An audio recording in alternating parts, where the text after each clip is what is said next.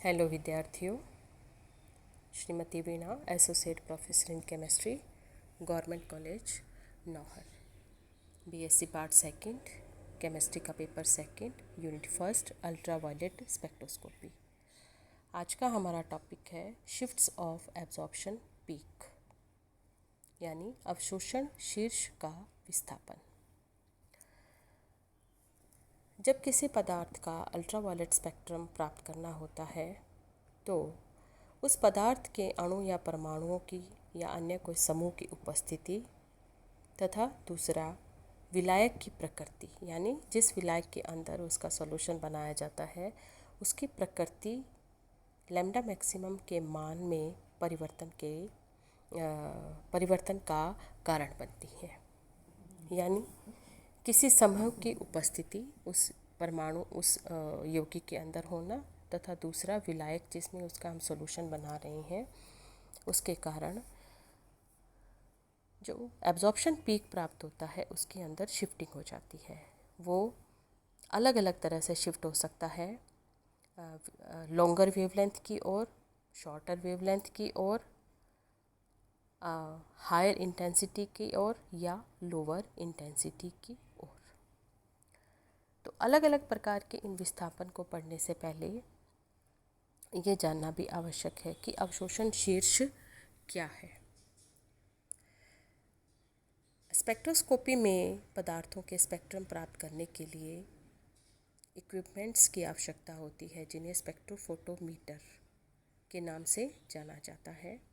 Ultraviolet spectrum प्राप्त करने के लिए अलग स्पेक्ट्रोफोटोमीटर की आवश्यकता होती है। उसी प्रकार से इंफ्रारेड स्पेक्ट्रोस्कोपी में स्पेक्ट्रम प्राप्त करने के लिए भी अलग स्पेक्ट्रोफोटोमीटर की आवश्यकता होती है, क्योंकि जैसा कि आप पढ़ चुके हैं कि इन सभी विकिरणों की अलग अलग तरंगदैर्घ्य होती है, अलग अलग इनका ऊर्जा स्तर होता है।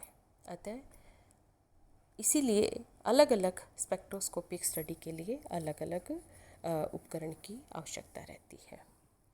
तो अल्ट्रावायलेट स्पेक्ट्रोफोटोमीटर की सहायता से अल्ट्रावायलेट स्पेक्ट्रम प्राप्त किए जाते हैं।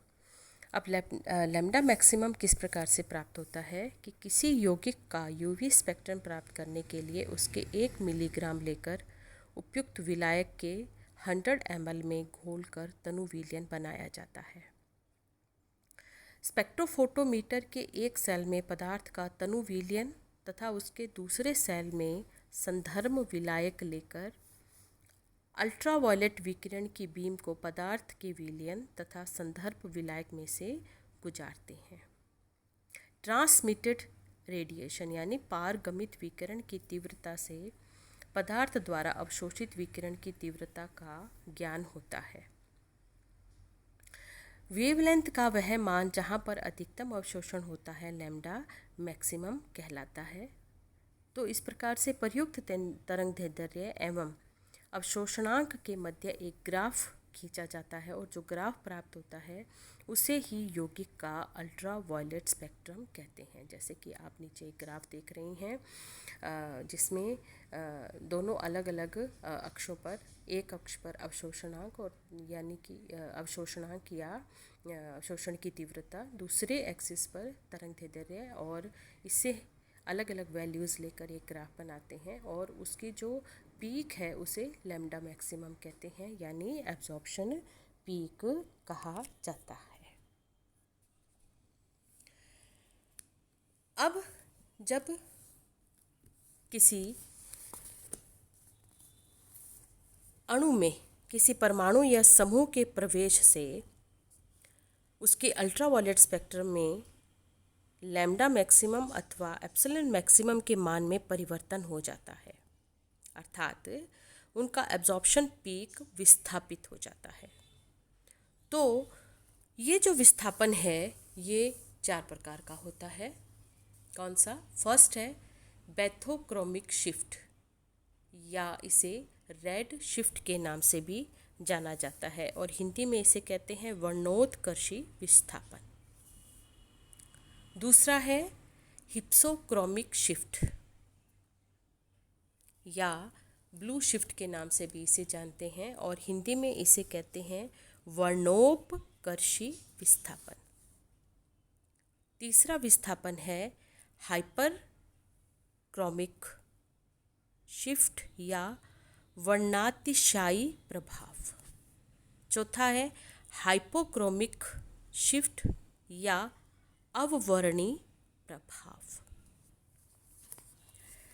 अब नीचे यहाँ एक सभी प्रकार के जो विस्थापन है उनको ग्राफ के माध्यम से समझाया गया है। तो आप देखें कि एक एक्सिस पे अवशोषणांक यानी अवशोषण की तीव्रता और दूसरे एक्सिस पर तरंग दैर्ध्य है। और आप देख रहे हैं कि जो लॉन्गर वेवलेंथ की ओर शिफ्ट होता है उसे पैथोक्रोमिक शिफ्ट कहते हैं।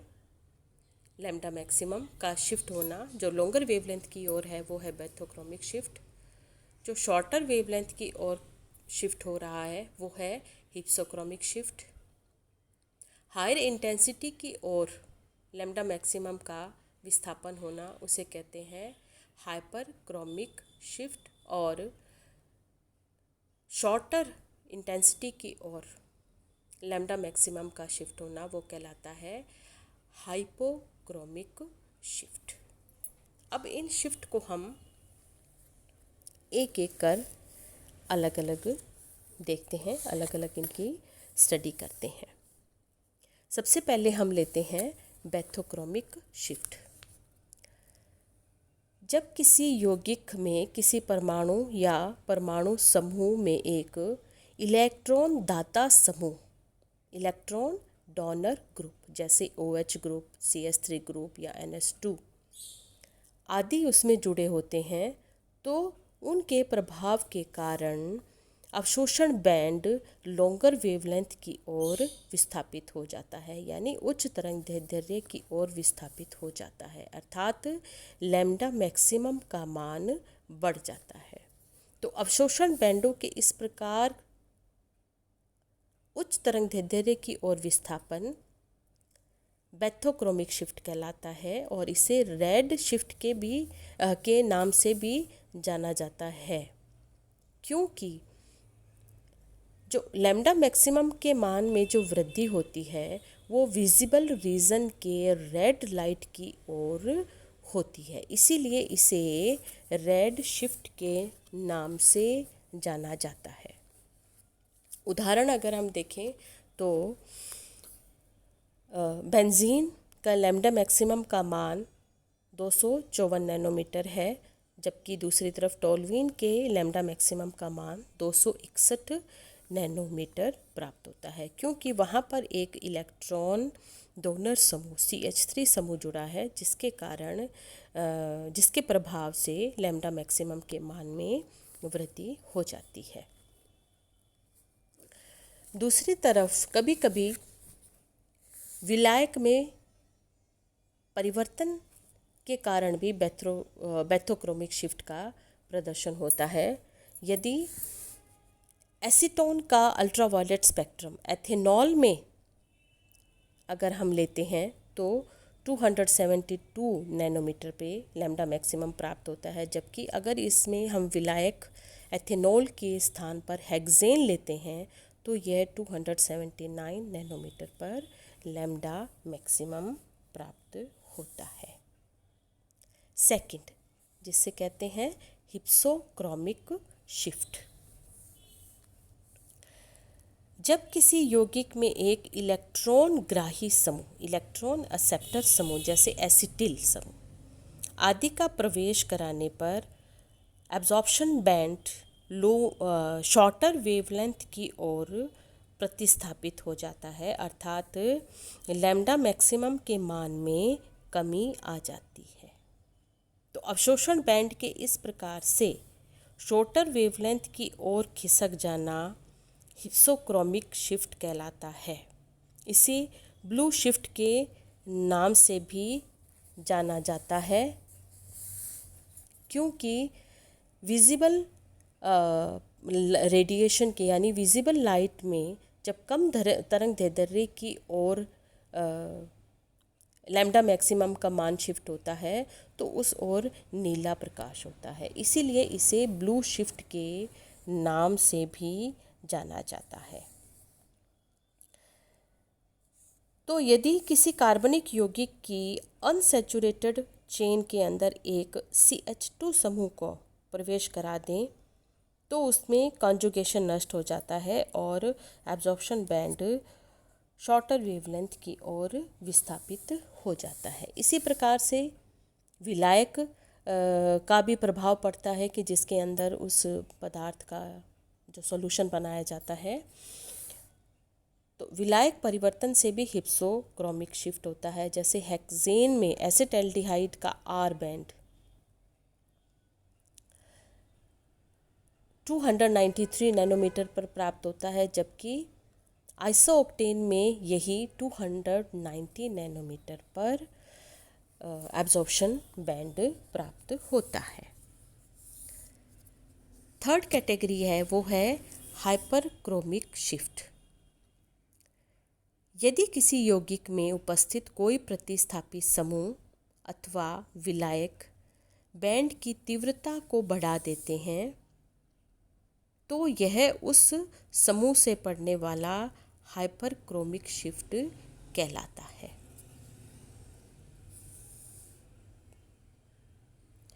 अवशोषण बैंड की तीव्रता में वृद्धि मोलर विलोपन गुणांक यानी एप्सिलॉन के मान में वृद्धि के कारण होती है।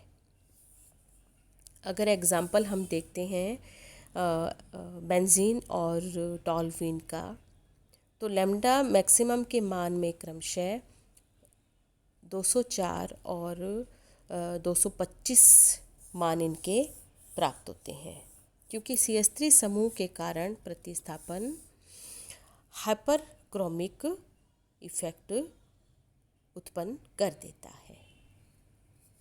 चौथा और लास्ट है इसमें, वो है हाइपोक्रोमिक इफेक्ट।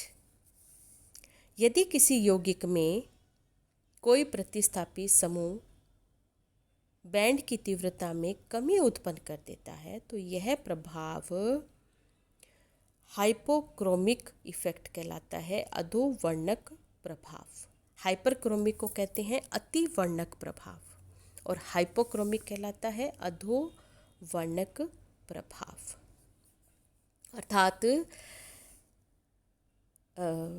अर्थात अवशोषण की तीव्रता के मान में कमी आ जाती है, एप्सिलॉन मैक्सिमम के मान में कमी आ जाती है। जैसे कि बेंजीन और